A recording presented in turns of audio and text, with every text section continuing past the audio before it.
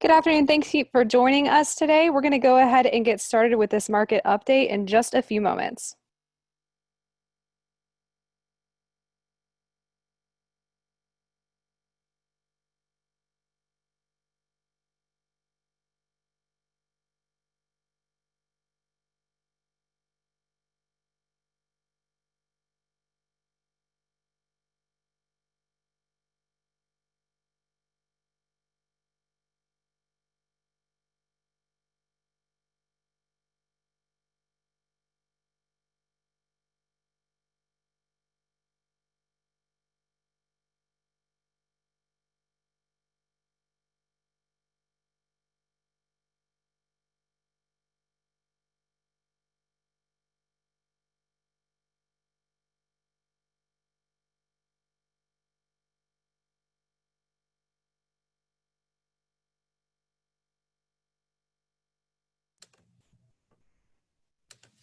All right, good afternoon, everyone. Welcome to the Cornerstone Wealth Market Update Call with Chief Investment Officer Cliff Hodge. Good afternoon, Cliff. Thanks for joining me. Jeff, good to be with you again. I am Jeff Carbone. I'm going to be your host and moderator as I have been over the last few weeks. Officially, we've kind of transitioned our webinars to a bi-weekly call at this time, so we're going to continue with that cadence of bi-weekly.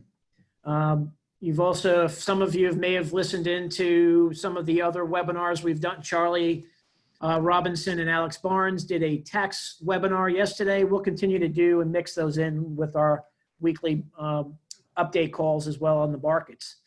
Another official announcement, probably a much bigger announcement, this came from the National Bureau of Economic Research.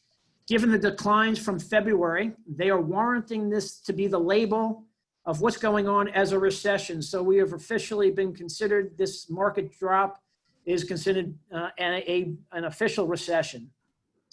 But with that, nothing has seemed to be stopping this Fed-driven market recovery. While the unemployment, GDP, and other indicators continue to signal that the bear market territory we're in could be lasting a bit longer. You've heard Cliff and I discuss in earlier webinars, bear markets are uncertain and can certainly be scary, for we don't know how long it will last or even how far it can go down before it comes to an end. Our goal at Cornerstone for these calls is to really provide our clients with pertinent information to help overcome the fears. We want to help you understand the market's ups and downs, along with the steps to protect your assets during the uncertain times, no matter how the markets may be reacting. So Cliff, as we start today, I know you've prepared your slides. Just a reminder, if there's questions, please type your question in. We'll get to those questions as we go through our recap at the end of the call. I'll give another reminder throughout the session today, but Cliff, let's start off with our discussion on the markets. Thanks, Jeff. And can you see my slides here? We are good. All right. Well, I already see I should have changed the date, but that's all right. These are updated as of yesterday. So the Fed-driven rally, and that's really exactly what we've seen. And a couple of hours ago, Chairman Jay Powell was on and noted that the Fed is going to keep interest rates for now. The plan is to keep them unchanged at 0 through 2022. So really pulling out all the stops to continue to provide support. And you mentioned the NBER and labeling this the recession. So there have been a lot of other major changes over the last couple of weeks that we want to hit on today, but it's really been remarkable, right, with this market. So we had the fastest bear market in history, followed by the sharpest 50-day rally in history. And we are within striking distance of all-time highs on the S&P. Apologies for the grainy chart here, but we actually did hit all-time highs for the NASDAQ late last week, on the strength of the stocks formerly known as FANG. So Facebook, Apple, Google, which is Alphabet, Amazon, Netflix, and Microsoft. I mentioned that the market is now priced for perfection, and we are in the camp that the disconnect from reality has continued, and we think we're overdue for a correction. Now, we don't know the timing on that. It could be today. I mean, we had some volatility. We had yields come down, or it could be in the near future. But as we'll see from a valuation standpoint, at 23 times earnings, we are now back at .com level highs on the S&P. So wanted to take a step back and see what the PE relationship was in recent past when we were trading back at these levels in February. And so I've drawn this line on the chart here. And the blue line is the S&P, the green line is the PE ratio. And what we can see is that while prices essentially are unchanged, from here to there, obviously big drawdown and then rally backwards, back up, the PE ratio is up about 30%, meaning that investors are now paying 30% more for the upcoming profit streams than they were back in February. And again, Jeff, that was pre-virus. So what this tells me, and we look at other metrics as well here, this is the Russell 2000. So these are small cap stocks. Again, this is that same PE ratio at nearly 50 times next year's earnings, more than double anything that we've seen in the past 20 years. So speculation has turned into a frenzy. According to Citigroup, again, apologies for the graininess of the chart here, they maintain a panic euphoria model. We were at a major panic stage back in March, now back to euphoria. Again, in line with the past 20 years, the most extreme since, again, the dot-com bubble. So this is pretty interesting. Black line is S&P. The blue line are call options. And so call options are essentially a way to buy stocks on margin. So one call equals 100 shares of stocks. This is at the most extreme we've ever seen in history. By 30, this was, I believe, as of Friday, 35 million calls traded on Friday, along with the all-time high in volume for the NASDAQ. So this is, I've never seen anything like this, in my career or in the history books.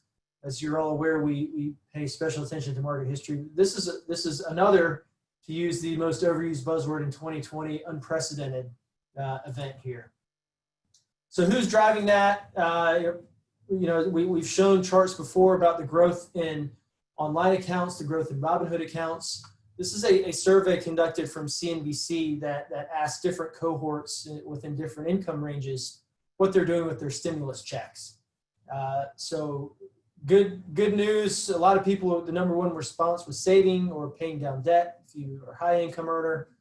But then look at 2 and 3, it was securities trades. So a lot of novice retail investors have really come into the market in a major way, which in turn, I believe has driven some of the institutional investors as well.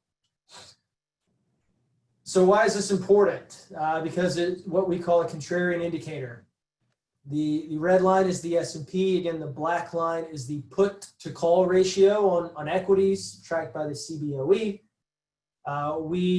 This has actually gotten even more extreme since we put this chart in here. But when you get to these low levels, the last time we got here was the peak in February, and consistently throughout history, when you get to these extreme levels, it typically means that a correction is not far behind. Jeff, you're on mute. Sorry about that. Well, Cliff, it's interesting how that fear has changed to so quickly in such a short period of time to euphoria. This emotional drive that we have, and that fear and greed factor of emotions that we all go through. So let's kind of go to the slides now, as we have been on the economic drivers and the economic data that you're looking at right now. Yeah, Jeff, and for a second I thought that my charts were so great that they had you speechless, but They did. not so much. Yeah, so as you alluded to it in the intro, the record economic expansion officially came to an end in February. It was 128 months, the longest in history, according to the NBER. And there's a lot of excitement about the V-shaped recovery, about reopening. Understandable, as we've all been pent up for the last 10 plus weeks. But as we'll go through the data, we're not the only place we're seeing the V is in the stock market, Jeff. Unfortunately, the V has yet to make its way through the economic data, starting with the weekly economic index, which is that index of 10 high-frequency data points from the New York Fed, employment, consumer spending, retail sales in the form of red books, so on and so forth. As you can see, the good news is we stopped going down, right, and have stabilized, but there's no V in sight. Similar story for TSA passenger throughput. There's been a lot of questions and excitement about airline stocks. We had a call with a client recently who said that on their walks they've been seeing more and more air traffic, which is certainly anecdotally a good sign. But we're operating at we're still less than 20% of capacity where we were from this point a year ago. So again, no V shape here. We're looking at restaurants, reservations from Open Table. This is as of 6/8, down 75% year over year. I do expect this to get a bit of a lift with New York, New Jersey coming back online, but quite a long way to go. Hotel occupancy, another one, just indicates level of activity, down at sub 40% occupancy, up from 20, but still no V to be found. PMI, which those of us who have spent some time with me know that PMI and from both the manufacturing and the non-manufacturing data series are really a big input into our process. Again, the stabilization, we've stopped going down, but not much of a bounce yet to be seen here. A lot of the excitement was driven by the unemployment report that came out on Friday. So expectations were for the unemployment rate to ratchet up to 20% from 15. There was a huge headline beat where the unemployment rate actually came down to 13. But then, within the details, it turns out that there was about 5 million or so folks who were quote unquote misclassified, meaning that they were counted as employed. They should have been counted as unemployed. So the real unemployment rate is now about 16%. This is important because there's a major disconnect, and this is I think evident in the markets, that if you ask the people who lost their jobs, roughly 80% of them believe that it's temporary and that they'll be going back to work. But when you look back at history, and there was a study done by University of Chicago, they estimate that more like 40% are permanent, right? So that 60% are temporary. That's a fairly big divide, which we'll be monitoring quite closely. But there are huge implications for what the unemployment rate does, because there are correlations with things like mortgage delinquencies. A lot of them are in forbearance now, roughly 9%. The next step, or not the next step, but the ultimate step is foreclosure, which would impact banks and financial institutions and work its way through the broader economy. Similar story with auto loan delinquencies. We were already pushing all-time highs pre-virus. So again, these are important things to keep an eye on. Also, more importantly, is bankruptcies. They share that that same relationship with unemployment. And we're just now getting to the very bleeding edge of what we think is going to be a fairly significant bankruptcy cycle. And we started to see that tick up in in May. This past May of 2020 is the highest number of bankruptcies since May of 2009. We had 722 large bankruptcies in the month of May alone as well. So, there's been this just complete lack of appreciation for the amount of economic damage that's been done in such a short amount of time. I won't read through all these, but it's 10 years of industrial production, 9 years of job growth, 6 years of consumption, 3 years of wages, so on and so forth. And this is David Rosenberg who put this slide together. But we would agree, we think it could ultimately take years before we get back to the pre-crisis levels. And Jeff, there is one V that we've seen and we're watching very closely, and it's not a good one. It's not all bad, right? These are 4 examples of states that have been fairly aggressive in reopening. Texas here in red, Florida, North Carolina, obviously of interest to us here, and Arizona have all started to see an uptick in the infection rate of COVID-19. Fortunately, Georgia is one as well that's been aggressive in reopening. It's not on this list. But with all the protests and everything that have been going on, if this were to continue, certainly would have negative impacts on the stock markets. So we'll continue to watch that closely. Yeah, thanks, Cliff. And one thing, if you can, just for clarification, we had not a question, but just for clarification, can you define PMI before we move on? Yeah, PMI is the Purchasing Managers Index. So it's a diffusion index, or it's a survey essentially that comes out monthly. The ISM, there are 2 different flavors, the ISM and market, but they essentially ask purchasing managers of companies and large corporations a series of questions on growth expectations, how quickly they're ordering supplies, employment, things like that. They rate it on a scale of 0 to 100. Anything 50 and above is expanding or growing. Below 50 is contracting. So we were, I think we went from 40 to, go back here. Yeah, they're around about 40 to 45, give or take. So still contracting, but just not contracting as poorly as we were in April. Gotcha. Thanks, Cliff. And I know you mentioned New York was, and many other states, as we know, are opening. And I know I've talked to a few clients over the last few days and just spoke to one this morning from New York that actually owns a restaurant. And the concerns and struggles are continuing up there and in many other states. So, definitely for those, if we think the pandemic and COVID-19 is behind us, it certainly is not. We have to, again, be diligent and be cautious because it's not gone away yet.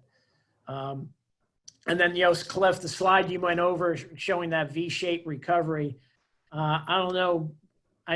If I remember back to school, what a V looks like, that did not look like a V. So I'm not sure what letter that was or what letter this will really be. But, this is, again, what letter is to be determined. We'll put that can't put that in the books yet. Yeah, Jeff, and we can hope to be optimistic, right? We can all want a V-shaped recovery, but to risk or get aggressive with additional capital on hope is not a prudent investment strategy. Exactly, and that's what I think this has been driven. Hope of the Fed and the continued Fed. But so let's move on to the signs and some of the signals that we continue to look at and the positioning of the portfolios right now. Yeah, there are certainly, while we haven't seen a lot of the V shape in the economic data, we are getting some really positive signals from the market signals. So, I would say by and large, we still remain fairly defensive. We are looking at making some changes below the surface for potential stabilization, and then maybe a minor increase in inflation over the coming quarters. But we'll just kind of run through these really quick. So the 10-year yield, which again has embedded within the yield, the risk-free rate is the foundation, which is essentially zero. You have then growth in inflation expectations built in as well. So we finally broke out of that range that we've been in really since March. But with the Fed announcement today, this actually came back in a bit. I think we closed around 73 basis points, but we're moving in the right direction. So that's certainly a welcome sign. High yield spreads, which were just recently at levels comparable to where we were in the last two recessions when it just began, have come in sharply, meaning that stress to the system, worries about credit have really abated. Well, we like 500. We're knocking on the door here, so very, very good sign. The U.S. dollar, another one, has broken down here really sharply, and even more so today with the Fed.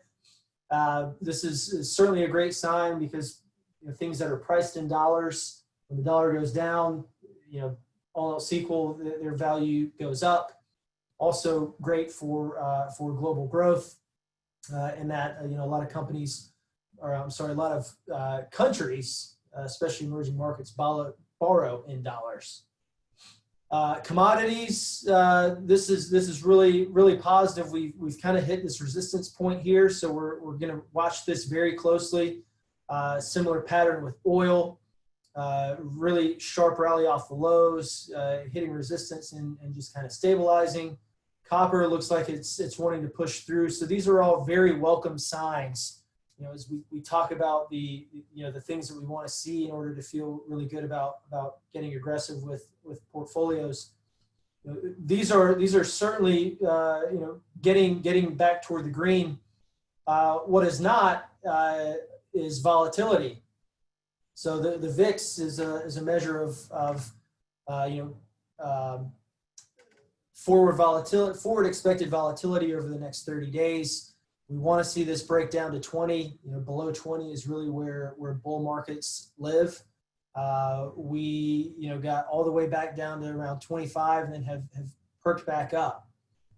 Similar story with fixed income or treasury volatility, right? We like to see these things remaining low. So these things in and of themselves are not bad, but they can serve as early warning signs. So what I would anticipate, sorry for flipping back and forth, is that when and if we do get the correction that we're anticipating, this will pop back up. We'd like to see that kind of in this trending lower, so maybe some sort of a lower high around 40 or so, and then come back in, and then that along with the other macro signs with the dollar and commodities rates would have us feeling a lot more comfortable allocating back in once we look at those price to earning ratios get back to a little bit more normal. So that is the game plan going forward. I mentioned we'll add some inflation protection, small position in TIPS and in more of our bond portfolios. And then we'll look at potentially some commodity producers and things of that nature as we move forward. Perfect. Thanks, Cliff. I think we've got a couple questions. We got one. First one was for Michael, and starts off with crazy question. But given the contrary nature of this market, so much negative, and it keeps running, what are the odds that this is a head fake to keep the markets up for the election campaign? Or campaigning. Yes, I hear that there's an election later in the year. That's another headwind to keep in mind. As we, you and I were talking earlier about the polls, and we actually track the betting odds. And fairly recently, Biden has taken a lead in the betting odds for the first time that I've seen. Still a long way to go.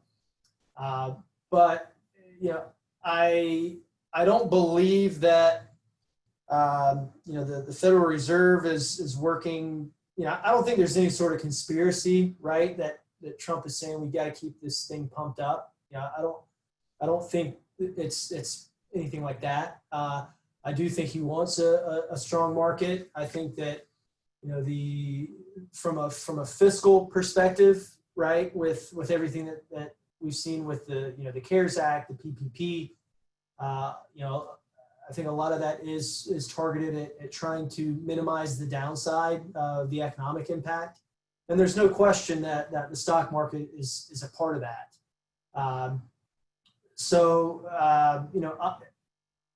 Odds of a head fake, it's tough to put a number on it.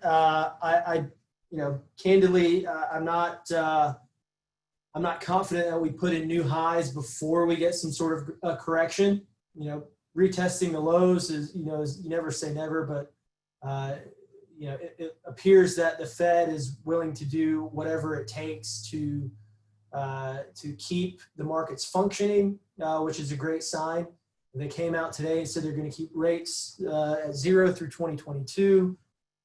There are more levers they can pull from a QE standpoint. I mean, they're buying. They've gone from buying treasuries to investment grade corporate bonds to high yield ETFs.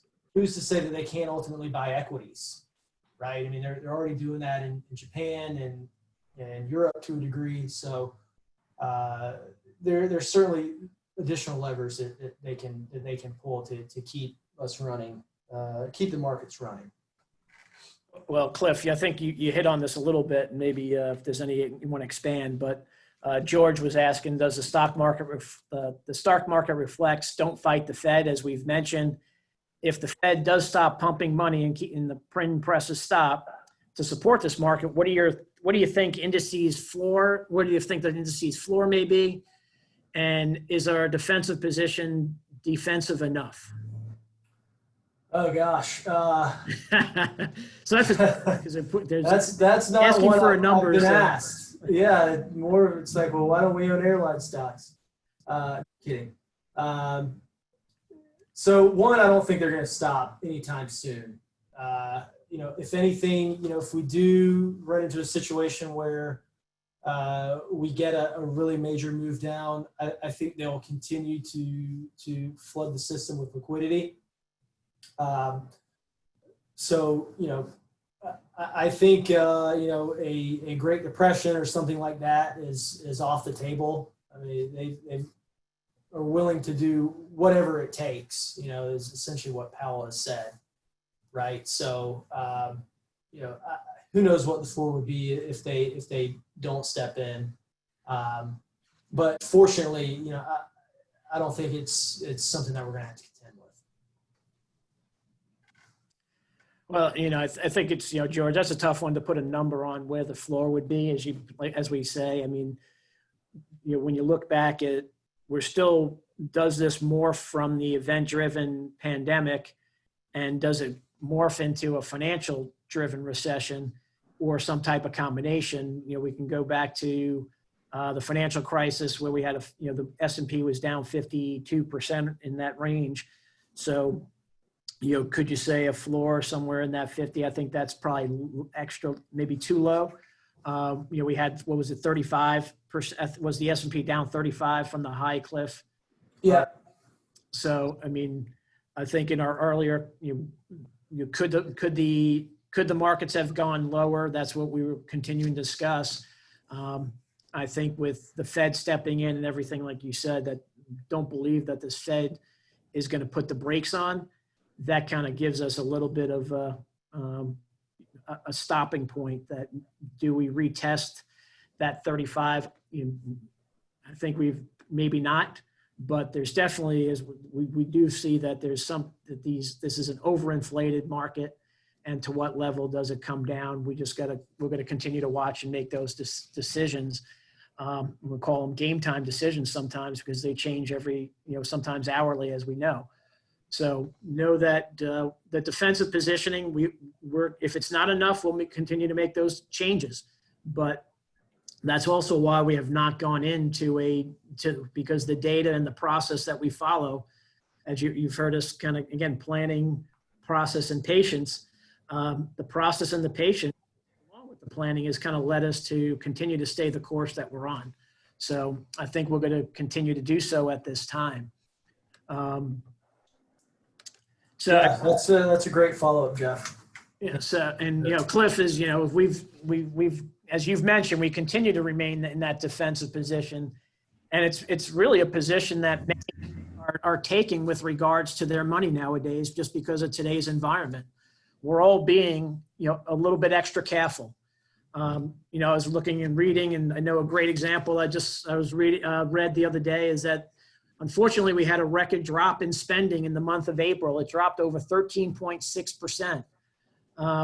An annually adjusted drop on that of that nature would account for almost $2 trillion drop, actually 1.89 trillion in less spending year over year. So again, we're being extra careful. As you mentioned, we're saving. When I also was reading, back in March, we had about 155 million Americans were working in some capacity. And today, 70% or 119 million of folks have experienced some loss of employment income. Not all of total loss, but there's been some type of loss of income. We have to, again, adjust. As of the end of April, 43 states have reported the highest unemployment rate in history.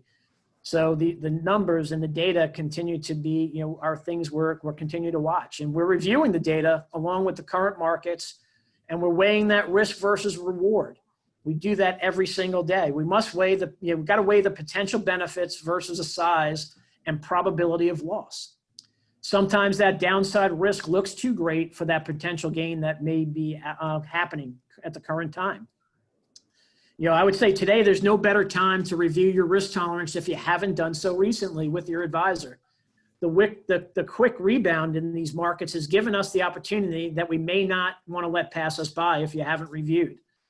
So I want to thank you all for joining us today. We hope you continue to share the webinars with family, friends, coworkers, those that would be interested and find value in our webinars on a regular basis. As you know, you can go to our website at www.cwgadvisors.com. Friend us on Facebook, go to our LinkedIn page. Hope you all have a great evening. I hope you stay healthy and safe, and we will talk to you in a couple weeks. Have a great night, everybody.